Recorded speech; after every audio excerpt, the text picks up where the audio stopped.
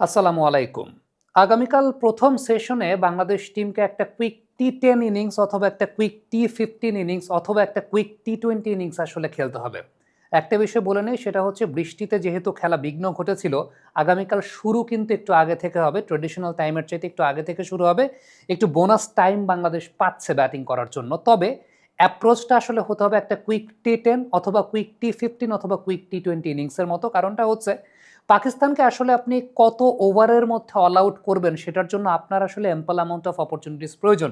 অন্তত ৭০ ওভার প্রয়োজন কিংবা ৭৫ ওভার প্রয়োজন। সেই ব্যাপারটাও কিন্তু খেয়াল রাখতে হবে। এখন এক্ষেত্রে বাংলাদেশের ব্যাটিং অ্যাপ্রোচটা কেমন হবে কিংবা বাংলাদেশ কি প্ল্যানে যাবে, কি প্ল্যানে যেতে চাচ্ছে, সেটা কিন্তু একটা খুব গুরুত্বপূর্ণ বিষয়। প্রথমে একটা পরিসংখ্যান দিই, সেটা হচ্ছে পাকিস্তান টিম কিন্তু গত ১ বছর বা গত ২ বছর যদি আমি চিন্তা করি ২০২৪ থেকে ২৬ এই সময়ের মধ্যে চেজ করতে নেমে কোনো টেস্ট ম্যাচ তারা জয়লাভ করে নাই। আপনি যদি কলেবরটাকে গত ৫ বছরের দিকে নিয়ে যান তাহলে ১৬টা টেস্ট ম্যাচ তারা চেজ করতে নেমেছে। এর মধ্যে ৮টা টেস্ট ম্যাচ তারা হেরেছে, আবার ৫টা টেস্ট ম্যাচ তারা জিতেছে।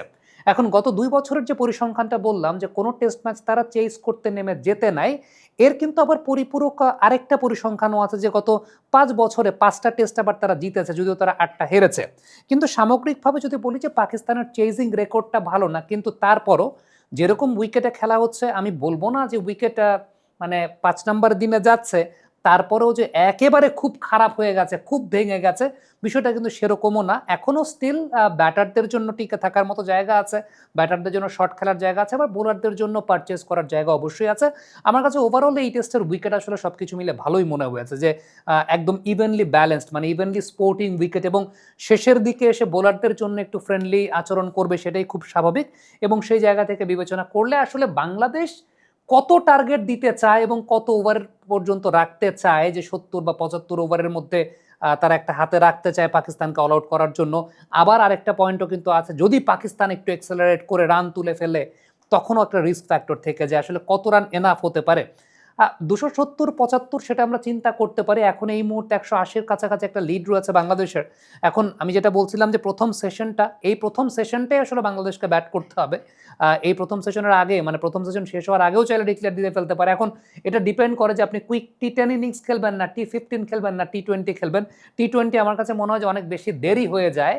এর চাইতে কুইক টি15 কাইন্ড অফ ইনিংস যদি খেলে বাংলাদেশ, সেটা একটা ব্যালেন্সের মধ্যে থেকে ৭০-৮০ রানের একটা লিড যদি বাংলাদেশ নিতে পারে, সেটা হয়তো বা বাংলাদেশের জন্য একটা বেশ ভালো জায়গা হতে পারে পরবর্তী সময় পাকিস্তানকে অল আউট করার জন্য। তবে এখানে আরেকটা ব্যাপার আছে, যেটা হচ্ছে আসলে কোন বোলিং প্ল্যানে বা কাদের উপর ডিপেন্ড করে বাংলাদেশ সেই জায়গাটা যাবে। আমার কাছে মনে হয় যে উইকেটের কন্ডিশনটা যেমন দেখেছি এই জায়গাটায়, স্পিনারদের তো ডেফিনেটলি টেস্টের লাস্টের দিকে এসে স্পিনারদের ভূমিকাটা থাকে, বিশেষ করে মেহেদী হাসান মিরাজের ভূমিকাটা থাকবে। তারপরও আমার কাছে মনে হয় যে the pacers need to complement the spinners. কারণটা হচ্ছে পেসাররা যদি স্পিনারকে কমপ্লিমেন্ট না করে, তাইলে স্পিনারের একার পক্ষে আসলে এই টাইপের উইকেটে ম্যাচের রেজাল্ট বের করাটা খুব ডিফিকাল্ট। পেস একদিক থেকে প্রেশার ক্রিয়েট করে যেতে হবে, একদিক থেকে পেসের প্রেশার ক্রিয়েট করে যেতে হবে, আরেক দিক থেকে স্পিনে এই টাইপের উইকেটে যেটা হয়। Which is the world-class cable brand? Walton Cables, নিরাপদ আগামী সংযোগ। বিশেষ করে শেষের দিন যখন চলে এসেছে, ব্যাটসম্যানরা আমার কাছে যেটা মনে হয় শর্টস খেলবে, স্পিনার এগেনস্টে চান্স নেওয়ার চেষ্টা করবে, শর্ট খেলার চেষ্টা করবে, এবং তখনই আসলে ভুলটা হবে এবং তখনই উইকেটটা পারচেজ করবে। তবে তার আগে যেটা আসলে খুব গুরুত্বপূর্ণভাবে প্রয়োজন, সেটা হচ্ছে পেস বোলারদের তরফ থেকে প্রেশারটা বজায় রাখা। পেস বোলারদের তরফ থেকে প্রেশারটা রেখে, হ্যাঁ, এখন যদি এরকম হয় যে পেস বোলাররা অ্যাটাকিং লেন্থে বোলিং করতে যায়, অফ স্ট্যাম্পের বাইরে বাহাতি ব্যাটসম্যানকে ড্রাইভিং স্লটে বল করতে যায়, সেখানে রান লিক হয়ে যেতে পারে।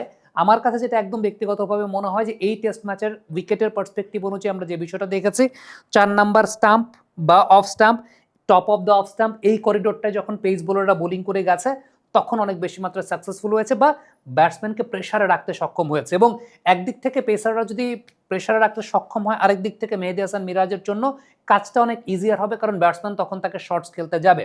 সো এই জায়গাটা আমার কাছে মনে হয় যে ক্যালকুলেশনটা আসলে খুব গুরুত্বপূর্ণ, বোলিং প্ল্যানটা কেমন হবে সেটা খুব গুরুত্বপূর্ণ।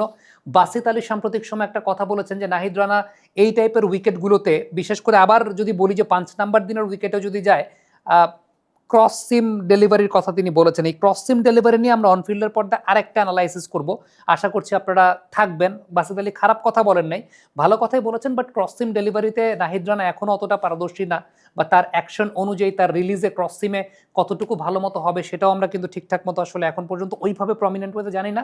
এটা অবশ্যই অনেক কাজ করার জায়গা। আমি এটা নিয়ে একটা আলাদা কন্টেন্ট করব, যেখানে আসলে ক্রস সিম ডেলিভারিতে কি হয়, এর উপকারিতার জায়গাটা কি, সেই ব্যাপার নিয়ে কথা হবে। তবে আমার কাছে মনে হয় যে নাহিদের এখনও যেটা আছে, যে পেসটা আছে, যে রনেসটা আছে, যদি লাইনটাকে ঠিকঠাক মতো বজায় রাখতে পারে, top of the off stump লাইনে বোলিং করতে পারে, আমার কাছে মনে হয় যে ডেফিনেটলি বাংলাদেশের পেসাররাও এখানে ইম্প্যাক্ট জেনারেট করতে পারে। অনেকে বলবেন যে ডেফিনেটলি দুই পাশ থেকে শুধু স্পিনাররাই দুইজন স্পিনারে বোলিং করে যাবে, আমি বলবো যে না, এটা that should be complemented by each other. Even Ebadot Mount মঙ্গানুইতে যে লেন্থে বোলিং করে ইবাদত সাকসেসফুল হয়েছিলেন, ইবাদতের বোলিং আমি বলবো না যে এখনো খুব বেশি আপ টু দ্য মার্ক তিনি এসেছেন, বাট তারপর ওই লেন্থটাকে যদি ইবাদত শুধুমাত্র বজায় রাখতে পারেন, ওই লেন্থে এবং ওই লাইনটা টপ অফ দ্য অফ স্ট্যাম্পের যে জায়গাটা আমি বলছিলাম, এমন লেন্থে পিচ করা যাতে বলটা top of the of stamp বা এই জায়গাটায় যায়, ডেফিনেটলি পেস বোলার একটা ইম্প্যাক্ট জেনারেট করতে পারবেন।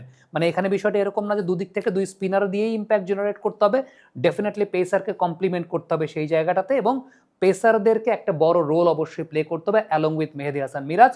যেহেতু এতগুলো বাঁহাতি ব্যাটসম্যান আছে, আমি আসলে তাইজুল ইসলামের রোলটা আমি বলবো না যে খুব বেশি ইম্পর্টেন্ট হতে যাচ্ছে, মিরাজের রোলটা ইম্পর্টেন্ট হতে যাচ্ছে, এবং তার সঙ্গে যেটা আমার কাছে মনে হয় পেসারদের এই কমপ্লিমেন্টিং রোলটা, যেটা অনেক বেশি মাত্র ইম্পর্টেন্ট হতে যাচ্ছে। এবং তবে সেক্ষেত্রে যে বিষয়টা প্রয়োজন, ডেফিনেটলি সামনে ড্রাইভিং স্লটে বল না, এমন জায়গায় বল পিচ করা যাতে টপ অফ স্ট্যাম্পে বলটা হিট করে। সো বাংলাদেশের আগামীকালকের স্ট্র্যাটেজির জায়গাটা আসলে এরকমই হওয়া উচিত। কমেন্ট বক্সে আপনাদের মন্তব্য মতামত জানতে চাই, লিখে পাঠাবেন।